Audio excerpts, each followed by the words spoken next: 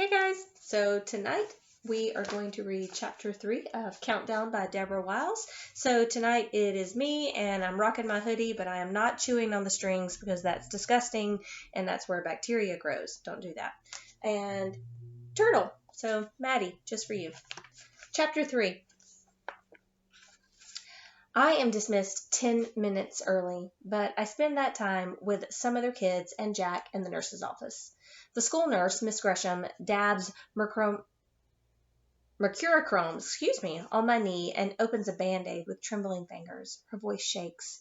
"When you get home, have your mother take a look," she says, licking her lips, "and put a thin coat of Vaseline on the hills of that hand. It will soothe them." She straightens up, done with me, and smooths her skirt and moves on to the next kid. "Yes, ma'am," I whisper to no one, even though I know Mom will put rubbing alcohol on all my scrapes. Mom loves rubbing alcohol as much as she hates germs. She puts it on everything. The final bell rings and walkers are dismissed first, and I feel like a privileged person, a plutocrat, to use Mom's word, with Jack in school, but nobody seems to mind today. Not even the teachers. Not even Mr. Mitchell, who also gives Jack a pat. I put on my jacket, even though I don't need it this afternoon, slip my satchel strap over my head and onto my right shoulder, shove my hair out of my face. I feel undressed without my headband, and I walk, in my dutiful way, on the right side of the hallway to the cafeteria. Jack's toenails click brightly across the tiles until we stop at the cafeteria door, where we wait for Margie and Drew. "Got your books?" I asked Drew as he quick steps across the gleaming cafeteria floor towards me. His satchel is laden with the same science books he checks out from the school library each week. He's leaning to the left to keep his balance. "Uh-huh," and he looks determined, but grim. But when he sees Jack, he lights up. "Were you scared?" I ask him as he tousles Jack's fur and Jack circles around him, slobbering all over the place. "Uh-huh." Man of many words, Drew. "Are you going to read all of those books again?" "Yep," he says. "In the treehouse." The treehouse is the first thing Daddy built for us when we moved here from Hawaii.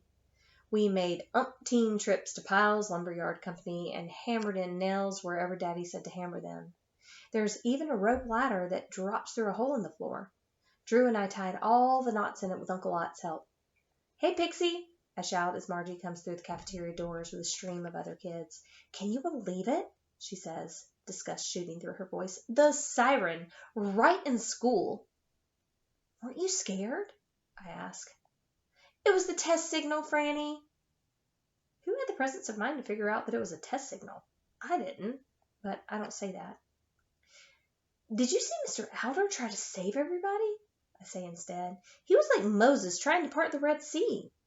This makes Margie laugh, and suddenly she and I are yakking ourselves silly about the air raid drill as we walk through the playground to the far reaches of the schoolyard towards home. It makes us feel safer to poke fun at Mrs. Rodriguez running in those square shoes and Mr. Mitchell acting like John Wayne. "They had it all mixed up," I say. Mr. Mitchell told Mrs. Shar not to worry about it, that we'd start practicing what to do if we were caught outside when the siren went off. Drew, huffing under the weight of his egghead books, joins in. "I helped Johnny Carmichael." "You're a hero, Drew," says Margie in her driest voice. "I know." "Don't encourage him," I say, pushing the hair out of my face once again. "You should stop trying to grow out your bangs," Margie says. "I don't like bangs anymore." "Then try using bobby pins instead of a clunky plastic headband." I don't answer Margie, and I try to decide if that hurt my feelings. The walk from school to home starts in the playground behind school. It wanders through a small stand of oak trees, then into the back of our neighborhood, where the clutch of us who live on Coolridge and Napoli Drives, two long dead-end streets that cross like a capital T, they can be seen every weekday straggling like sheep down the road in twos and threes walking home. "Gail's going to be Marilyn Monroe for Halloween," says Margie, answering my ages-ago question as we step through the trees and make the right turn onto sleepy Napoli Drive. "That's creepy," I say. "Marilyn Monroe just died." "It's Halloween," says Margie. "It's supposed to be creepy." She doesn't look the least bit like Marilyn. She's got all that thick black hair.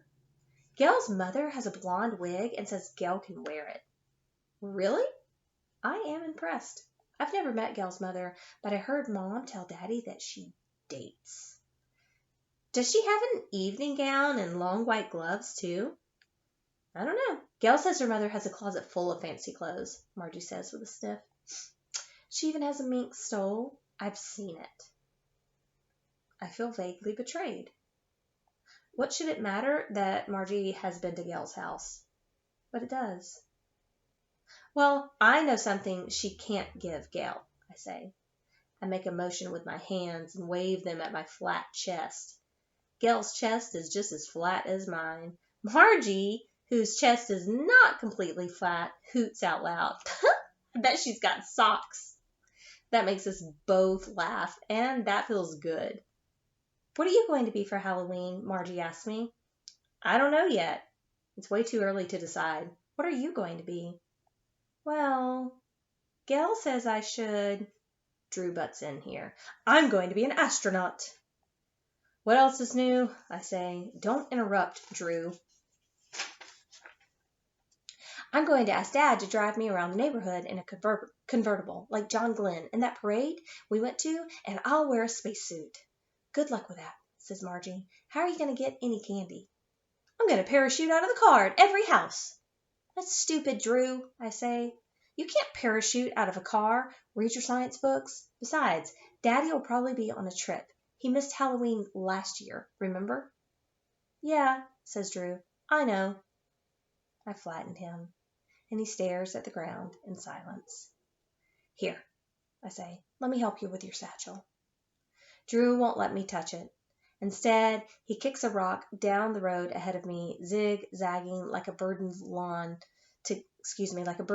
to keep up with it, and Jack tags along after him. He's home tonight, Dad, that is, I call in a helpful voice. Drew turns around and brightens. Hey, I gotta get home. Eddie's coming over. We're going to the gravel pit. Are you gonna come, Franny? I can't answer. I look past Drew. I suck in my breath and sigh. Look what's coming our way. Uncle Otts. Heavens to Murgatroyd. Uncle Otts. So now you're about to meet a new character, and he's probably one of my favorites in the book. So before we get to chapter 4, I would like to show you the next page. I'm going to lean way over to make sure you can see it. That is a primary source. And I'm going to leave you with that. Maybe you can go back and pause the video and get a better look at it. So it's from a civil defense pamphlet. So anyway, I hope you guys enjoyed chapter 3, and I will see you later for chapter 4. Have a great night.